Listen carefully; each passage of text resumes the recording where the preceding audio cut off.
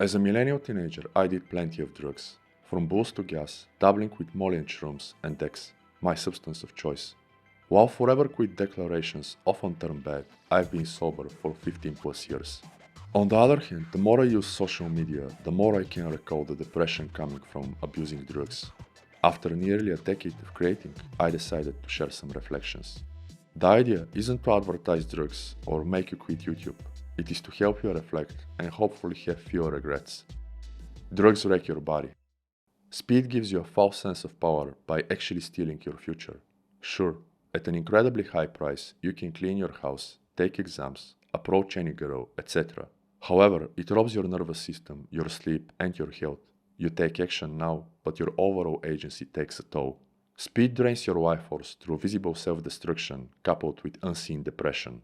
Indeed, stimulant-induced depression is pretty tangible. It comes with unimaginable sorrow and guilt for betraying your loved ones, poor bad performance, and risking your life as you can actually die.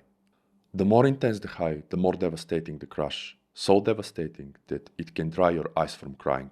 Even so, such depression is justified. You know exactly why it happens and kinda what to expect, as it's part of the price you pay.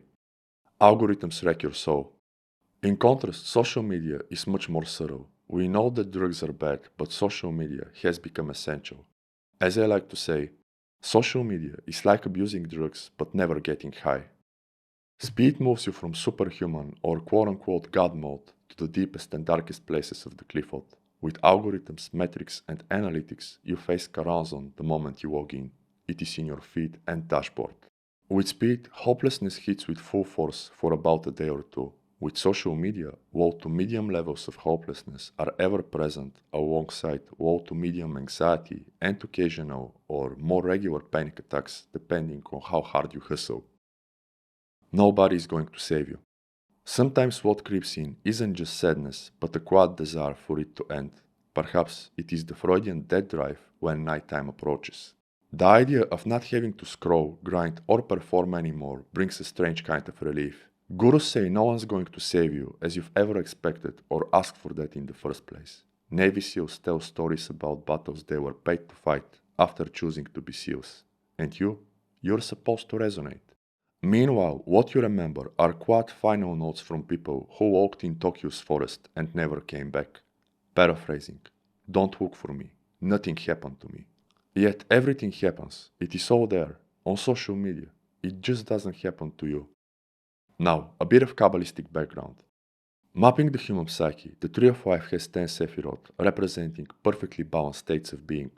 One governs intellect, another passions and emotions, a third ideation, a fourth self-preservation and determination, etc. Also known as the shells, the clifford are Sephirotic shadows in the Tree of Death. They are chaotic and imbalanced forces, empty of spirit presence and thus order. Dwelling in the abyss, Karazhan represents evil forms craving to be real. It is not a devil or an entity per se, but pure aimlessness and meaninglessness. As Marco Visconti puts it, Karazhan is not a demon, adversary, or anything you can truly fight. It is dispersion, the loss of focus, the lack of motivation, the countless hours spent on social media. Karazhan will force you to interrogate yourself in an internal monologue without end. Karazhan is incapable of imagining anything outside itself. Choices. With drugs, you have an option. No matter how much you rely on it, you can stop and start building self-reliance. You can quit, inspire your old friends to change, and bring a new chapter. With social media, you're trapped in something society won't even call a problem, though it's pretty ubiquitous. Kinda like the obesity pandemic. Meanwhile, dispersion becomes your new normal. You cannot appreciate real events, loved ones, or sunny weather. You also cannot get genuinely excited or impressed. You lose your sense of reality and identity as algorithms number everything, making it all the same with occasional shiny object syndrome moments. The future gets darker.